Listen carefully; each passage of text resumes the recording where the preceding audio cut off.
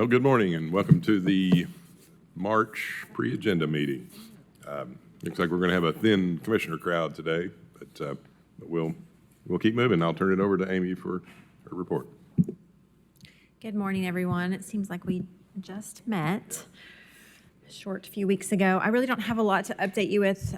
Staff's been very busy with the day-to-day work of the agency, prepping for the city's comprehensive plan update. I don't have anything significant to share on that front just yet, but next month we'll have more to share with you, including a schedule of the project. But we have been moving forward fairly quickly on the Unified Development Ordinance, and I've asked Ali Ketron to give you all an update of some of our activities from last week and what might be coming up next. Thank you, Amy. Hello, commissioners. I'm going to plug in really quick and pull up the website. Thank you, Kelsey. So I just want to briefly give you all a little update on what's been going on since we met last. If you'll recall, in January, we shared with you all the newly proposed districts and their purpose statements, and we also shared with you a list of uses and definitions. And so since then, we have been working to refine some of that content a little bit. Sorry, I'm lost my mouse here. Here we go. We've been working to refine some of that content. Last week, we met with our technical and community advisory committees again, and we also hosted a virtual public meeting. And so I just wanted to point you to the website and show you where our sort of latest round of documents and resources are. So if you go to the advancedknox.org/UDO site, you'll see this feedback tab at the top of the screen. And because we're meeting at a pretty fast clip over the next few months, the beginning of this year, what we're doing is each month that we meet, we just add a new tab with new content on it. So on this February tab, you'll see that there is a survey out right now, and that's related to what we just shared last week. So what we've done is we've taken the uses that we shared with you all in January, and we have applied where in each district those uses are permitted or conditionally permitted.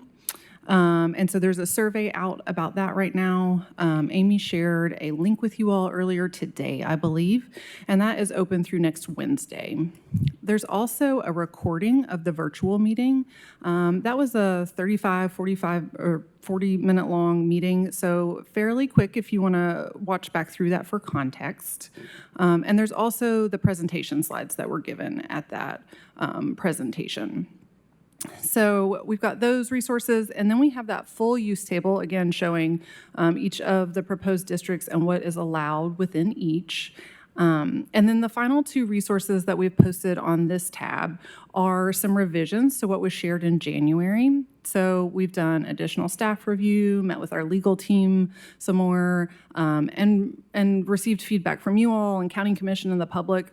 And so what you'll see is two red line documents. One is some revisions to those purpose statements, and the other is related to some of those definitions for the uses. And so the idea there is just to make it really simple to see what was changed from that first round of drafts. So that's really all I have to share at this time. There will be more coming out later this month, so be on the lookout for more information soon. But if you all have any questions, I'm happy to answer those. Thank you, Ali. I do have one quick question.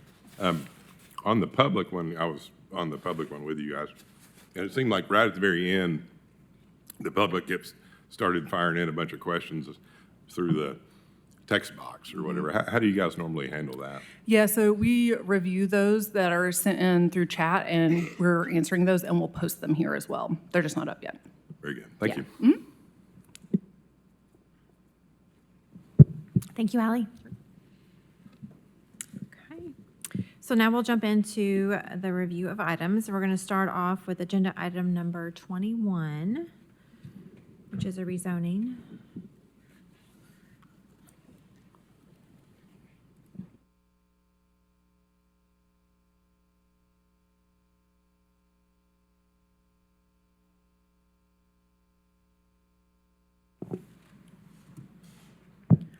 All right, this is a request to rezone a roughly 3.64 acre property located on the west side of Fox Road, south of Kingston Pike, from OB, office, medical, and related services, to PC, planned commercial.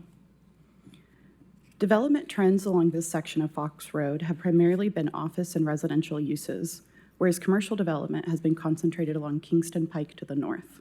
The Newcastle 35-lot subdivision and the Foxborough Hills 91-lot subdivision are under construction roughly 900 feet southeast of the subject property. Since the early 2000s, rezoning along Fox Road have largely been to the OB zone and to planned residential with up to 3 to 4 dwelling units an acre. In 2001, the Knox County Commission and Knoxville City Council amended the Southwest County Sector Plan based on the findings of the Fox Road Corridor Study. The study recommended amending the land use classification to O office for properties along Fox Road, south of Capitol Drive to the I-40 right-of-way, to provide a transition in land use intensity between the more intensive commercial development on Kingston Pike to the north and the low-density residential uses to the south.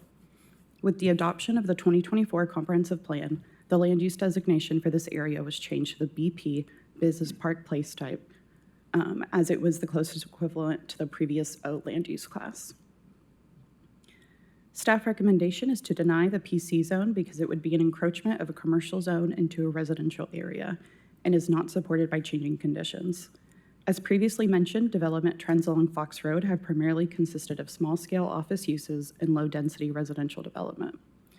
Commercial development has been clustered near Kingston Pike to the north, a major commercial corridor with nearby access to the interstate. The subject property is roughly 0.61 miles from the commercial corridor and borders the new subdivisions.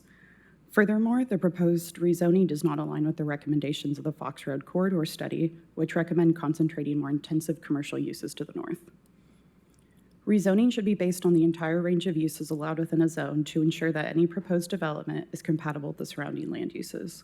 The PC zone does not restrict development by limiting use. However, since some permitted uses may be incompatible with other uses, the developer of a planned commercial complex shall provide the Planning Commission with a list of uses authorized under restrictive covenants. The applicant has provided restrictive covenants for the site and would restrict allowable uses to retail sales of watercrafts and boats and related recreational equipment, as well as farm equipment and the outdoor storage of boats and watercrafts. Should the request move forward against staff recommendation, a condition requiring the restrictive covenants to be recorded with the Register of Deeds prior to the submission of a development plan application should be considered, as well as a condition requiring landscape buffering around the perimeter of the property to visually screen any proposed uses from neighboring residential development. Are there any questions? Can he do that use in the OB, the watercraft? No, they cannot. Question, Kelsey. When was the Fox Road Corridor Study done originally? Do you have any record of that? I mean, I just feel like it's been early 2000s or something. I mean, it was it maybe even in the 90s. I believe 1999 and 2000, and then it was adopted in 2001. 2001, so it was adopted, and so that's, still 25 years ago, right? Right, okay, just checking. So what can be done in BP that, or can you have some examples of what can be done in the BP? In the BP place type? Correct. So it supports different uses ranging from commercial, but also light distribution, manufacturing, wholesale uses, some light industrial, et cetera. It allows consideration of the planned commercial zone as well as the OB zone and some of the more manufacturing-centered zones such as like business park and technology. Very good. Thank you. Yep. Okay. Thank you, Kelsey. We will move on to agenda item number 25. All right, this is a request to rezone a roughly 3.5 acre property located on the north side of Blacksbury Road and south of Kate Road from A, agricultural to RA, low-density residential. Since the late 1980s, there has been a gradual transition from agricultural zoning to RA, low-density residential and PR, planned residential with up to 3 to 5 dwelling units an acre. The subject property has a suburban residential place type on the future land use map, which are areas appropriate for primarily single-family residential development with lot sizes generally less than 1 acre. The RA zone is directly related to the SR place type. The subject property is accessed from a shared driveway on Blacks Ferry Road where there is limited sight distance due to the east due to the vertical curve. The limited sight distance at the site does not support increasing residential intensity, and as such, the proposed rezoning is not consistent with the Comprehensive Plan's Implementation Policy 9.3, focus growth in areas already served by adequate infrastructure. Staff recommendation is to deny the RA low-density residential zone due to safety concerns with access. Are there any questions?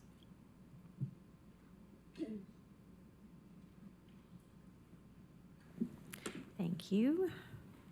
Now we'll move on to number 33. All right, this is a proposed development plan in the county. It is for a 224-unit multifamily development on approximately 15.68 acres located on the south side of Everett Road, southwest of Yarnell Road. So for some background on the site, in 2013, the subject property was part of a larger 94-acre rezoning to PR with up to 5 dwelling units an acre.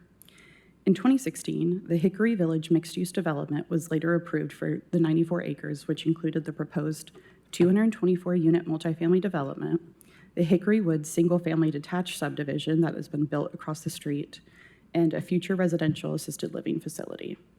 However, while the multifamily use was approved for this property, the site plans only included the single-family subdivision, and a second approval was needed for the multifamily development. The site plan for the proposed development was approved in 2022, but they are no longer vested, which prompted the need for a new approval. The site plan has not significantly changed from the previous approval, which consists of 8 buildings, 3 and 4 stories tall with 1 to 3 bedroom units. Amenities on site include a clubhouse and a pool area on the northwest corner of the site, a dog park in the rear, and a small children's playground in front of Building 3.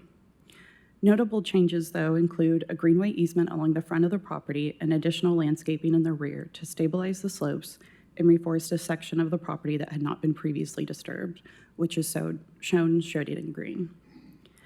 The proposed plan yields a density of 14.30 dwelling units an acre for this phase of development. However, since the property was approved as part of a larger planned district, the density for the overall development will be 4.4 dwelling units an acre. The proposed development would have 2 points of access on Everett Road, a major collector. The main entrance would have a boulevard design and be located near the northwest corner of the site, next to the pool and clubhouse. The secondary entrance would be to the east and positioned directly across from Yellow Glen Boulevard. A revised traffic study was submitted for review and recommends installing signage for a multi-way stop at the intersection of Everett Road and Yarnell Road, encircled in yellow, with advanced stop-ahead signs for the Everett Road approaches. The study also recommends minimizing landscaping to ensure a safe site distance is maintained and developing the site access with a minimum 300-foot corner site distance. Staff recommendation is to approve the development plan subject to 5 conditions, with one of the conditions being implementing the recommendations of the traffic impact study during the design plan phase as required by Knox County Engineering and Public Works. Happy to answer any questions.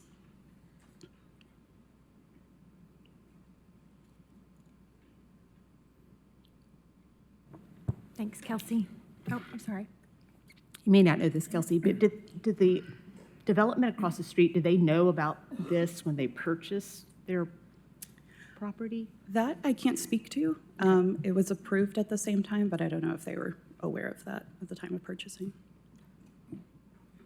So I've got a question. This actually could be for engineering too, I guess, but because I see meeting all the requirements about the intersection, but if there were a problem with sanitary sewer, I see the number 1 condition is connected development to sanitary sewer as well as meeting other applicable requirements for Knox County Health Department. And it's kind of a generic thing, but I have heard of an issue on the sewer line in that area. If something happened and TDEC did not issue the permit to West Knox Utility District, what would happen then? Is that a permitting thing on the engineering side, or? I believe that's something that would have to be resolved with the health department as well as engineering, but I'll defer if they have any additional context. Yeah, I've never encountered that, Commissioner, but at permitting, they check the box if they have sewer available, so. Right. I'm learning a lot about the problems with the sewer in the area. And there is some problems, so I just wanted to clarify that. And I'm not for sure if they'd have to do a plat. You know, on the plat, you also have to get the utility to sign off. But in this instance, I don't think they would do a plat. It'd just be, they'd check the box at building permits if they had access to sanitary. But West Knox Utility has to sign off on that. Not on the building permit, it's just the applicant would check off. Interesting. Okay. Well, I guess I'll make you aware that there could be sewer capacity issues in the area. Okay, perfect. Thank you.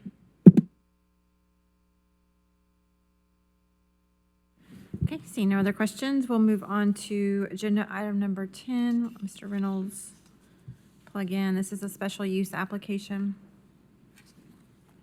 on North Gallagher View Road.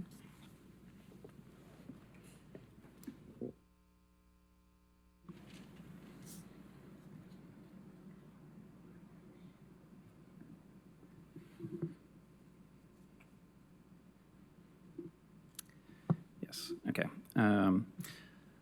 So this is a case that's from September, so it's been postponed a few times, waiting for various approvals. So this is a 32-unit townhouse development, 3.95 acres. It equals about 8.1 dwellings per acre. So this is in the city.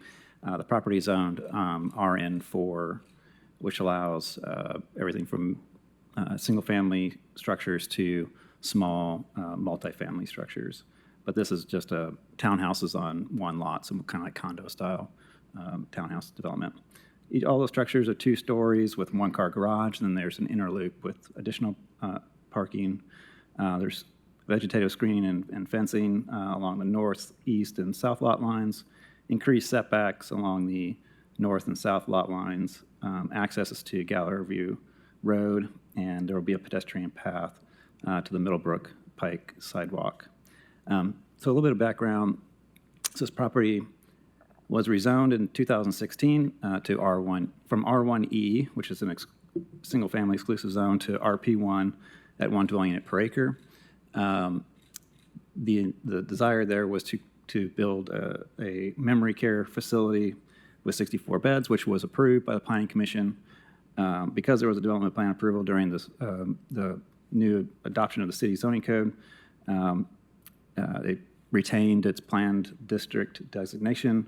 It did get the RN1 zoning at the time, and then in 2024, they requested a plan amendment and rezoning to MDR land use and RN4, and then in 2025, more recently, they had the previously approved planned district designation removed, and that was the piece that really kind of pushed this project from September application date to now. They were going through the city council approval process for that. As you mentioned, that this is at the Middlebrook Pike and Gallagher View intersection. If you're familiar with Gallagher View, there's to the south is the interstate interchange where the Walmart is located. The site, it's surrounded primarily by low-density zoning to the east and north-south of it, and then to the west is medium density with some apartments and also a small neighborhood commercial node. There's a Weigels in the intersection there. Sector plan, 1-year plan. So medium density residential speaks to primary land uses going, like as I mentioned before, kind of single family all the way through multifamily, and then townhouses is one of those uses. It also has location criteria being on major corridors. Obviously, Gallagher View and Middlebrook are both major corridors on transit routes with sidewalk connections. This is well suited. It has sidewalks and greenway access, and they are providing a pedestrian connection from their development down to the public sidewalk. The site does have some site constraints. They have limited opportunity for actual roadway connection. They're basically utilizing the same location where the driveway is now, just north of the Mars Hill Road intersection with Geller View. As you can see, there's a stream that separates the property from the rest of the Geller View frontage, and then there's actually a gap between their property and Middlebrook, so they really don't have very good access over that direction either.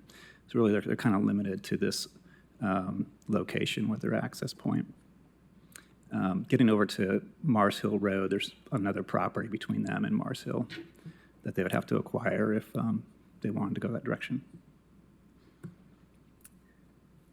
Again, back to so site plan wise, as I mentioned, townhouses, they're kind of a loop driveway system. So this is all driveways. It's not a public road or private right of way. It's a driveway system. So the site sits up higher than the surrounding road systems. So they got to wind their driveway up the hill to this location. So the kind of unique thing about this property, well, the RN4 zoning, what was shown in purple is their front setback. It's about 10 feet. It's a 10-foot front setback. Side setbacks are along this property line and this one, which are just a 5-foot combined of 15 feet. And then the rear setback is the green line. Obviously, on a project like this, really, when you have properties backing up to other properties or backs of units backing up to other properties, it's really more of a rear, even though it's technically a side by zoning standard. Staff recommended that they provide a 25-foot setback along this property line to be more consistent with the rear setback here, which they were able to provide. Similarly, along this property line, recommended an increased setback. They got to 19 feet. Not quite as worried about this setback as the other side because there's not an adjacent house, and this property is a big slope down to the road. So I wasn't quite as concerned with the increased setback as this side. This is kind of shows the difference between the 5-foot setback and the recommended 25, which they are providing. So just so you know, the large open space in the middle of the parking lot area driveway system is predominantly a retention pond. So even though it shows this a large open space, it's only about a third of it's really usable, just on the upper side of that detention area. There are some other flat spots adjacent to structures that could be usable as well, outside of just the yards behind the units. And just the grading plan as is would essentially take out all the vegetation within their property along the edge. So the proposed screen is replacing existing vegetation with evergreen trees, what you see here, and then the red line is a privacy fence. They don't specify what type of privacy fence or height in the application. Again, more evergreen screening here. What we're kind of concerned with is that where the existing houses are on the adjacent properties are just showing a privacy fence, whereas now there's much more vegetative screening. So staff's recommendation is to provide or retain the existing trees where you see the larger green areas here, put in the proposed fence, ensure that it's at least 8 feet tall, make it opaque, which privacy fence should be opaque, just this is not specified in the application. And then where there's gaps between existing trees and the other trees shown on the landscape plan, to also install the trees along the fence line as well. So it's really filling in the gaps with trees and fencing where already shown. This is the existing evergreen trees that I'm speaking of to retain. One thing you kind of see from this angle is that the trees are more mature, but they are a type of evergreen tree that don't have screening branches all the way down to the ground. They are taller. So that's the main reason for wanting to retain the fence that's in the plan, is that it keeps the low level screening if these larger trees do remain. Recommendation is to approve with the 10 conditions. A few of the notable conditions are kind of what I've already explained. Number 5 is about the landscape screening and the fencing. Number 6, again, so it's the same thing, landscape screening and fencing along the south property line. Installing the pedestrian path, which goes out to Middlebrook, and maintaining a minimum setback for the townhouses on this north property line to 25 feet and to the south property line of 19 feet. Does anybody have any questions?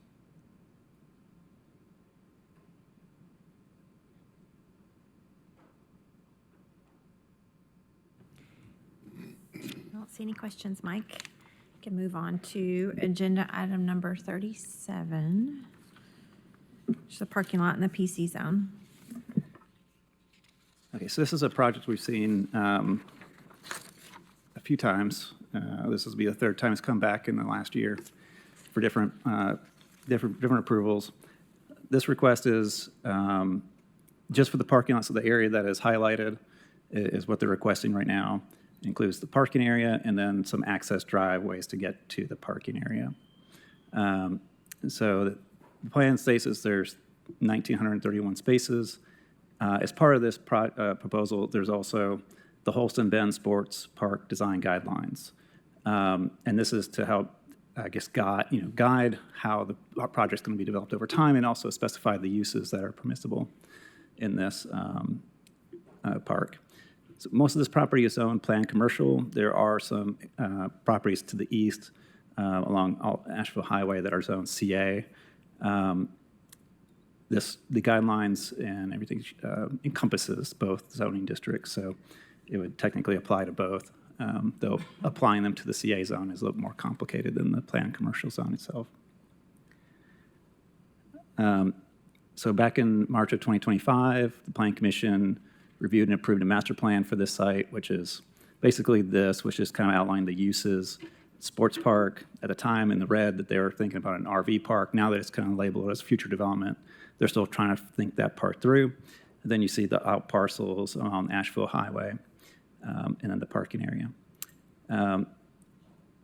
At that time, there was a traffic impact study that outlined types of improvements, roadway improvements that are required once this project gets built out. Anything that's associated with this project that would trigger any of those improvements would need to be done as part of this part of the project. October 25 is when we saw the concept plan. There was also a development plan associated with that. That was just for the public roads and commercial lots, and then any of the applicable conditions of that are being satisfied through this new application, which includes proposed use, which in this case is the parking lot facility. There's no other actual use yet, other than event center, which is adjacent that I'll explain in a moment.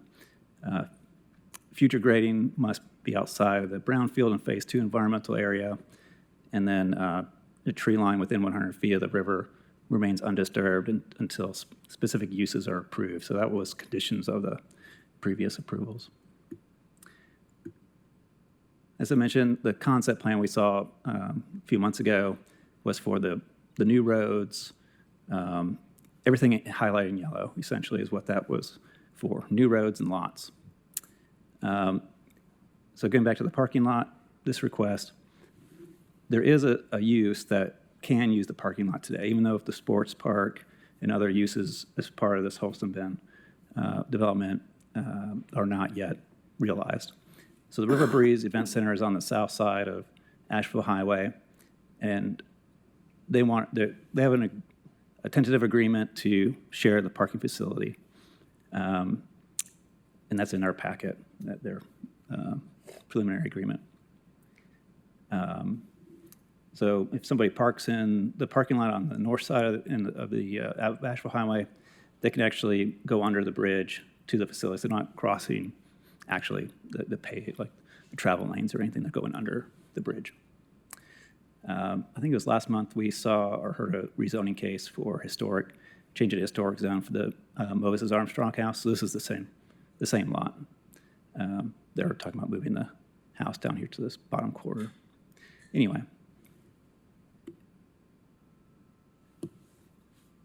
This does include a grading plan. This grading plan would allow further disturbance of the tree line along the river, which was part of the condition before, that we want to see a detailed plan that's approved for this use before they go and clear anything more. So on this image, the green line is the tree line. This purple line is a retaining wall. The orange line is their conservation area. Blue line is a 100-year floodplain, and what they're showing on here is a floodplain or floodway along the river. There is one issue, though, that they're going to have to resolve. So what they're showing is the floodway more along the river is really up here, is where the floodway is, and the retaining wall goes into the floodway. They're going to have to move that wall a little bit. It's just something I have to deal with. They'll either move the wall, make it a little taller, or maybe lose a few spaces. They do have a landscape plan. What they're showing on their plan is probably on the lighter side of the landscaping that's required per their own guidelines. So once they get to permitting and have a landscape plan there, well, we'll cross-reference both of those to make sure that they're correct. One of the recommendations from staff is to provide a type C landscape screening along the Asheville Highway frontage, which is kind of a dispersed view or screening. It's not a complete screening type. Other aspects of the design guidelines, so they will have a property association that oversees their guidelines. So as you can see, this is their boundary. And again, this is kind of an overview of their site. Conservation subdivision or conservation area around the outside, sports, and then the red is the commercial outlots, and then the brown is future development. Within the guidelines, they have specific setbacks and building height density standards. They talk about the conservation area and how it's going to be used. They have architecture standards, so like want to have a mountain modern architecture theme, and also a pedestrian circulation plan. So it's got different elements. I didn't list everything here. I mean, it's got lighting, signage, other design guidelines associated with the development. Staff recommendation is to approve with the 14 conditions. Number 6, I'm not going to read this whole thing out, but that's basically the same as what the concept plan said.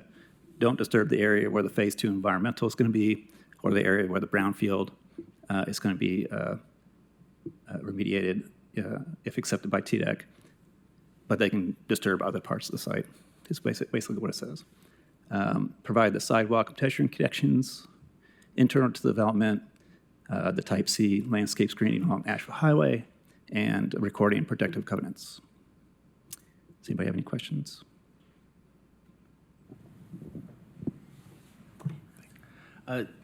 Sorry if I missed this. Is there any plan to connect the parking lot area, the upper area, down to the conservation area? I feel like at one point we were talking about, is there going to be a future walkway there through the conservation area or greenway? I'm just curious about whether that exists or the potential exists. It's kind of hard to see in this image. Let me see if I can zoom in just a little bit. I don't know if I can, but the orange on this, I lost my cursor. Where'd it go? There it is. So the orange on here is the pedestrian facilities. They do plan having connection that kind of loops back around, but you're right, there's not like a direct down from the parking lot over. If you were going there, you'd come over to this driveway, which loops down underneath the bridge, and then come over. So underneath this bridge, there is a boat launch, so there is some parking down there currently. It's probably the best place if you're for sure gonna go on that greenway or that conservation area. It's probably where you'd park. If not, then in this parking lot, then you can connect to this, come down that driveway and then over to the conservation area. Otherwise, you'd be coming kind of around this way on the east side. I guess they don't show a connection, but I think the grades around this baseball field to probably get you there pretty close to that loop trail as well. So Okay. they just don't detail that out quite yet. Got it. No, just glad to see there's the opportunity to access it. Thanks. Mike, you mentioned that they were kind of light on the landscaping. Was that in the internal part of the parking lot? Correct, yeah, it's just based on their own design guidelines, they would need to have some more, but once it's specified in the design guidelines how much they need to have. It's like, I think they said 1 tree or like internal lines per every 10 spaces, 10 parking spaces, and I think it's greater than that right now. So there'd be more landscaping introduced between parking spaces. Does that need to be mentioned in? It's in the requirement that they, in the landscaping requirement that they meet their own design guidelines. So during permitting, they'll have to show that they're providing all the landscaping as proposed in their guidelines. Okay. And what about, I mean, to me, I think that seems like a lot of parking spots. Did planning look at that and make sure that was appropriate, not overkill? I think their agreement or proposed agreement for shared parking actually included more potential parking spaces for the event center.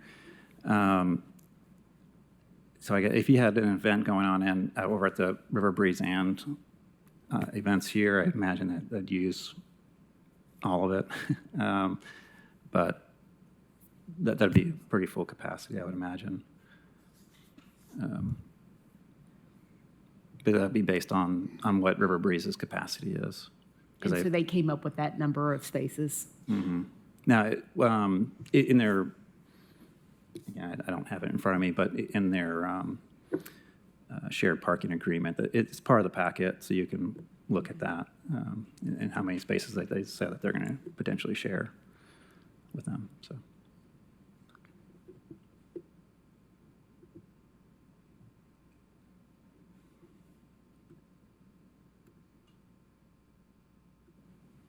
Thank you, Mike. We will now switch over to C and agenda item number 12, which is a special use for a duplex in Colonial Heights in the city.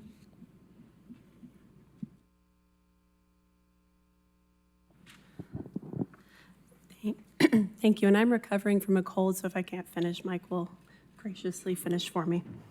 This request is for a 1,942 square foot duplex at 102 Browndow Drive, which is located approximately 200 feet south of Chapman Highway in the Colonial Village neighborhood.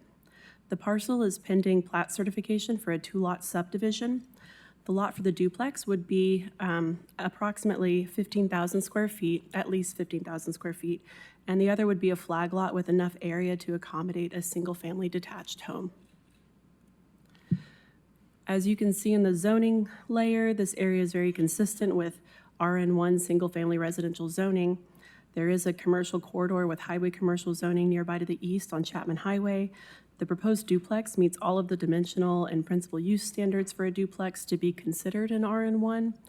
And duplexes are reflected in the purpose statement of RN1, so it does meet the intent of the zoning code, which is one of the criteria for special use approval. Similarly, the future land use classification for this area is almost entirely low-density residential, with the exception of a church in the commercial corridor to the east. The description of the LDR designation and the sector plan and the one-year plan explicitly describes duplexes as a housing form that can exist in this classification. In the existing land use map, it's clear that this area is almost entirely comprised of single-family detached homes. The subject property is a rare spot of vacant land that is primed for infill residential development. There's a CAT bus line along Chapman Highway leading to retail shopping to the east and into downtown to the west. Staff recommend approval of this duplex because it is consistent with our land use plans, and this slight increase in residential intensity is supported by community amenities like a transit line and retail services. This proposed duplex is aligned with the general plan's development policy 8.1 to develop infill housing on vacant lots in a manner that is compatible with neighboring residences in scale, design, and site layout. While it has 2 units, this duplex is similar or actually smaller in size and scale to surrounding residences, and its gabled roofs echo the architecture of other houses in the Colonial Village neighborhood. Its front setback is consistent with others on the block. The development of 2 units instead of 1 unit is not considered injurious to the surrounding neighborhood, and the driveway has a turnaround so that no vehicle has to back out onto Brandow Drive, which is a narrow residential street that curves to the north edge of this lot. This case is being discussed because it is controversial, but staff have determined that this duplex meets all of the criteria for approval of a special use. I'm happy to answer any questions. A quick question on, one of the comments, on the public comments, had mentioned that they thought that there had been an application for a duplex on this before, but was denied. Can you speak to that? Yes, I did respond to that person directly. There is no special use history. There's no planning commission case history for this lot. He responded that he had heard from a neighbor that that was the case. There was a special use years ago, several blocks away, that was withdrawn because of controversy. Thank you.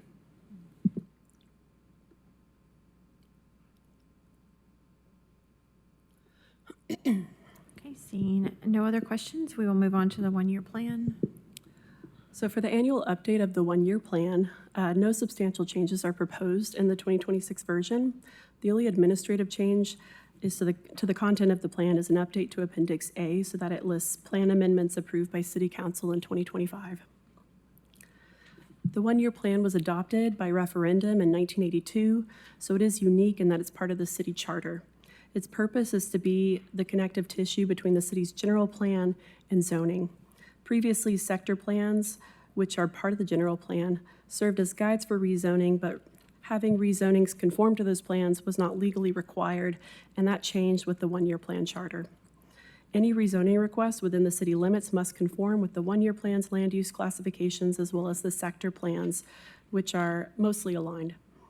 The one-year plan also provides specific location criteria for certain uses that inform development. As you may recall, last year, the major update to the one-year plan was the removal of duplex location criteria because staff determined that this was in conflict with the general plan as well as other city policies to increase housing options. So as you know, Knoxville is about to embark on a new comprehensive plan to define the long-range vision, goals, and strategies for the city going forward. Since the one-year plan's purpose is to strengthen the relationship between the city's comprehensive plan and zoning, staff opted not to make major updates to the one-year plan this year, knowing that its content will evolve alongside the adoption of a new comprehensive plan in the future. I'm happy to answer any questions.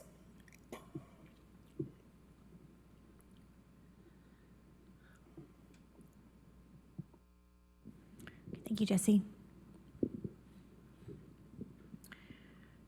So for the next 2 items, we will switch over to Samuel. The first one is number 34. It is a development plan application. Thank you, Amy.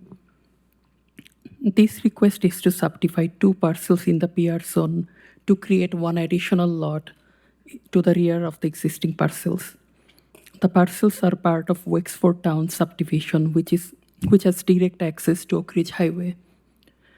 We have included it on the agenda because staff is recommending denial of the application. We have also received several public comments in opposition.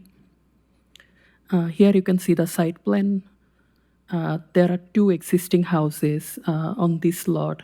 The request is to eliminate the lot line on the rear side and create the additional 3rd lot, which is a little over 8,400 square feet. Here you can see a street view. So to the left, this is the existing house of those parcels. And to the right, there is a house which is only 5 feet from the rear property line. So the subject parcel will fall between the existing houses. The property is located within the rural area boundary, which limits residential development to 2 dwelling units per acre. The proposed growth is not consistent with the growth policy plan. However, the plan stipulates that it shall not impair the rights of a landowner to lawfully use the property in accordance with the provision of the zoning ordinance.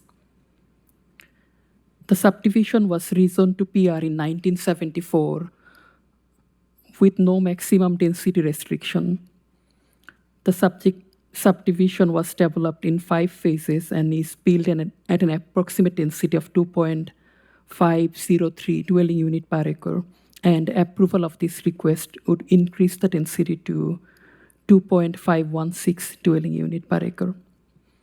In the past, when no density was approved during a rezoning, the Planning Commission would later approve a density based on associated use and review applications, typically in accordance with the master plan for the entire development. This subdivision was developed in phases and it did not have any master plan for the entire development. The subject parcels were platted in 1978 as part of Unit 2 of the subdivision. The final plat of Unit 2 included 36 house lots, and one of them was eliminated later to create a right-of-way. So overall, approval of this request would be consistent with the number of lots that were originally approved in 1978.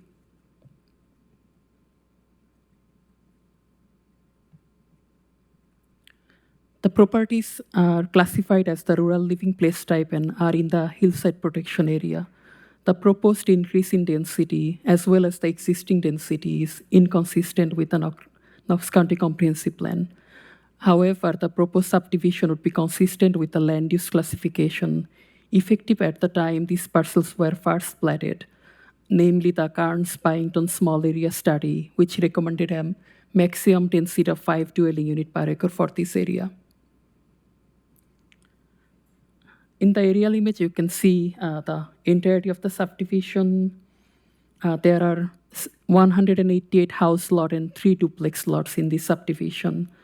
The subdivision generally has larger lots with deeper rear setbacks than the proposal. For example, in the corner, you can see the 35 lots of Unit 2, and they have an average lot size of 14,440 square feet. And the average rear setback of this Unit 2 is 67 square feet.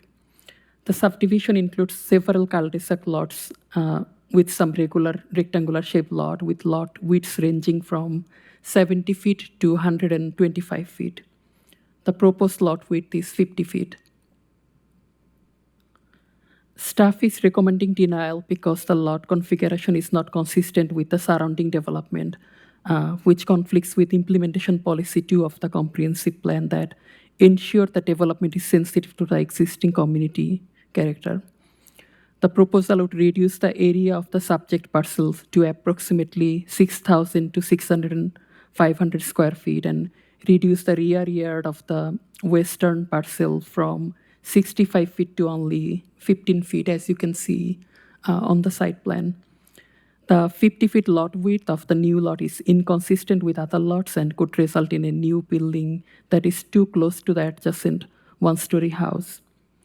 The public comments we received are mostly about the intended use of this house and not so much the lot configuration, but there were some comments about how narrow the lot would be.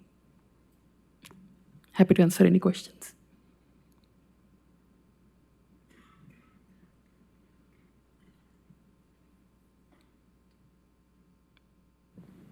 Okay. Now we will cover agenda item number 17, which is the other business item. It is an appeal of a staff administrative decision. So this appeal is for a middle housing application for a proposed 3-unit structure at 1411 Moses Avenue. Similar to the appeal case last time, the application was submitted prior to the recent amendments to the zoning ordinance. So it is subject to the previous zoning code requirements in which the appeals are to be heard by the Planning Commission. The Planning Commission may affirm, modify, impose restrictions, or overrule planning staff determination. The subject parcel is a vacant property in the Mechanicsville neighborhood. The property is zoned RN2 with the HB overlay. It has a lot size of 3,425 square feet and a lot width of about 30 feet. This is a non-conforming lot with regards to lot size and lot width requirement of the RN2 district. The applicant is using the provisions in Article 17.3 to develop this property.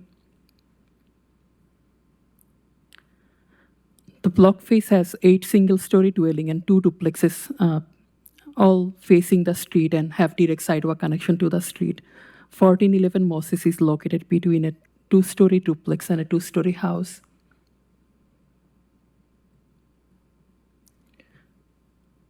The proposal is for three dwelling units that are separated by shared side walls or party walls, similar to a townhouse type structure.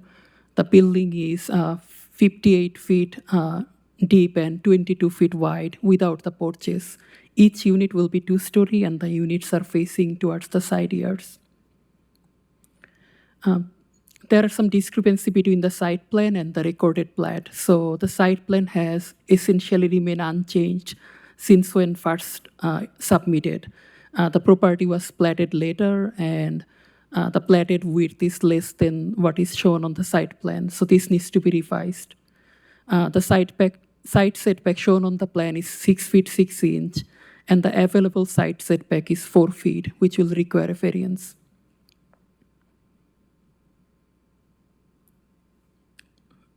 So on the left, you see the second floor plan, and on the right of these two plans is the ground floor plan. And the unit will be accessed from the ground level from the side. So the first unit is accessed from the front, but the other two units are accessed from the side. And they have internal stair, and there is a porch that opens to the side yard. So on the elevation, you can see on the ground level, there are entrances to this unit. And on the second level, there is a porch that opens mostly towards the side yard. You can see a fraction of the doors from the front street, but in reality, the street will not be visible from that porches. You'd see the roof of the unit behind it.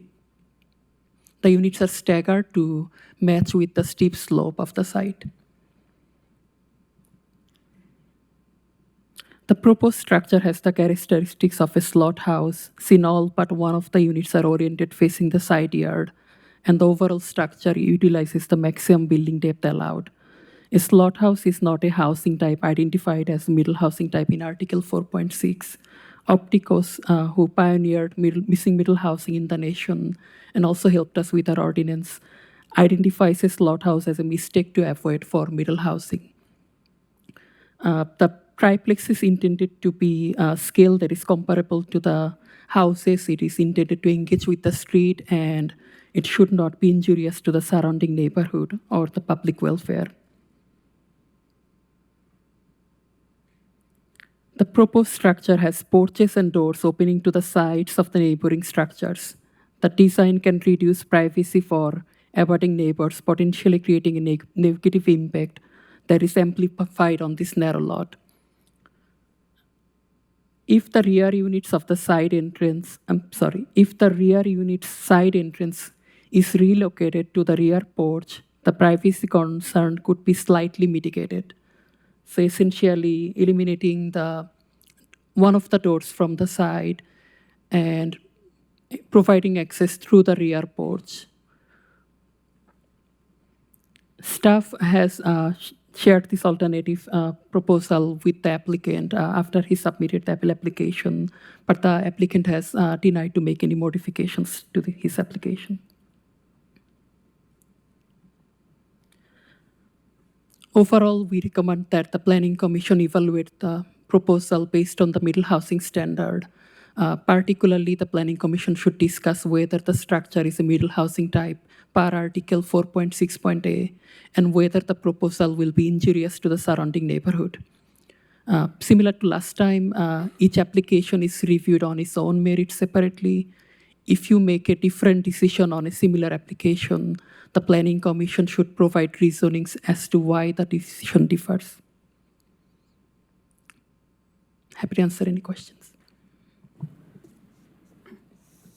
I do have a question about your suggestion to move the door to the back. Can you, and pardon me, I'm having trouble seeing it a little bit. So is that on the back of the structure or on the front of the structure? It would be on the back. I'm going to go back to the slide of where we have the site plan. So right now, The applicant is proposing a sidewalk that goes from the street and then steps up and goes all the way to the back to the rear porch. And there are 2 entrances to the side. But the rear porch do not have any direct connection with the rear unit. So with this alternative layout, the rear unit can possibly be accessed from the rear porch. That way you will have one less entrance facing the house to the side, slightly mitigating the concern of privacy. We would still consider this to be a slot house configuration, but in staff opinion, it would reduce the privacy concern a little bit. Very good, thank you.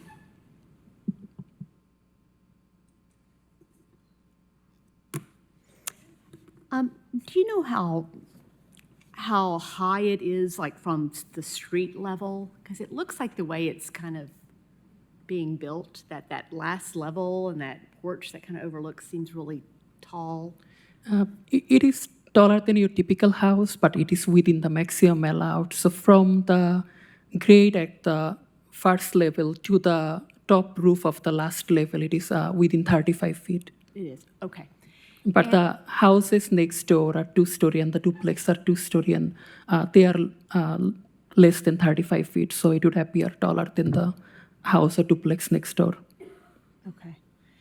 And in the comments, Samuel, that were in the packet, there was some discussion about creating a lot created by deed. Can you explain, like, what was that? Was it originally not a lot? It was not. It was a lot created by deed. An applicant can submit applications for lot created by deed, and in the permitting portal, engineering department determines whether it needs to be platted or not. Sometimes they can waive the requirement of a plat if it's just for a single family house or a duplex. In this case, the engineering department required a plat. So the applicant then went ahead and have this property platted. And that is when the discrepancy between the original site plan and the plat appeared. So did he own the lot, the whole lot? He did own the lot. And then he subdivided it to Yes. kind of create this non-conforming lot. Is that right? Right. My understanding, we did research on this, but the city's technical services department are the one who thought that it is qualified as a lot of record. So that there is some provision in the subdivision that if a lot is created by the deed and the configuration has remained unchanged from 1971 since the adoption of subdivision regulation, that can be platted as a lot of record. And the engineering department determined that it can qualify for that provision. I mean, I guess we could talk about it, but like for middle housing, has that been done a lot where people have subdivided lots in order to create a non-conforming lot in order to build for middle housing on it?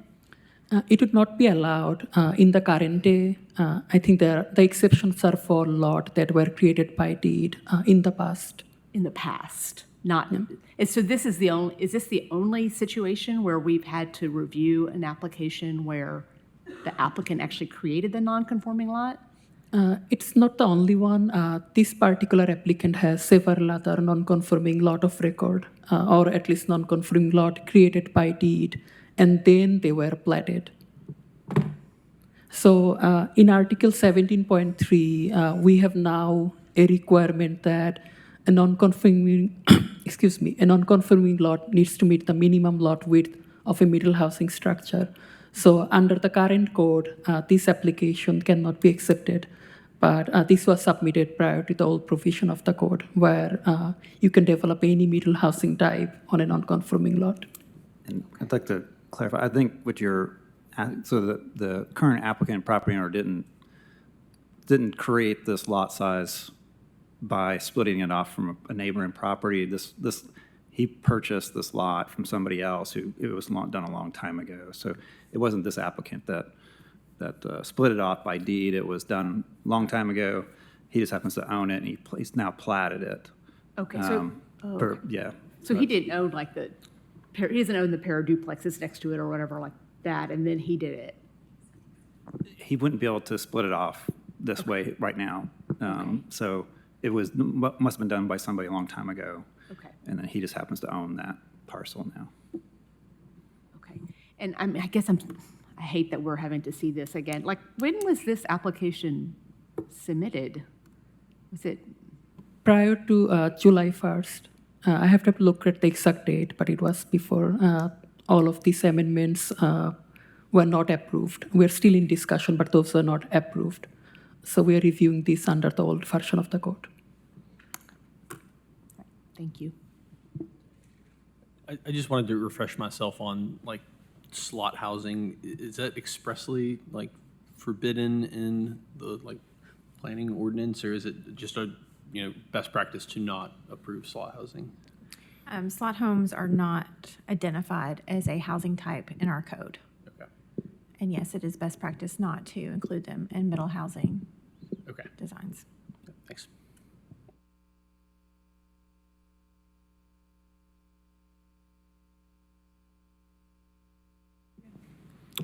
Not seeing any other questions, I believe we'll be adjourned, and we'll see you guys on Thursday.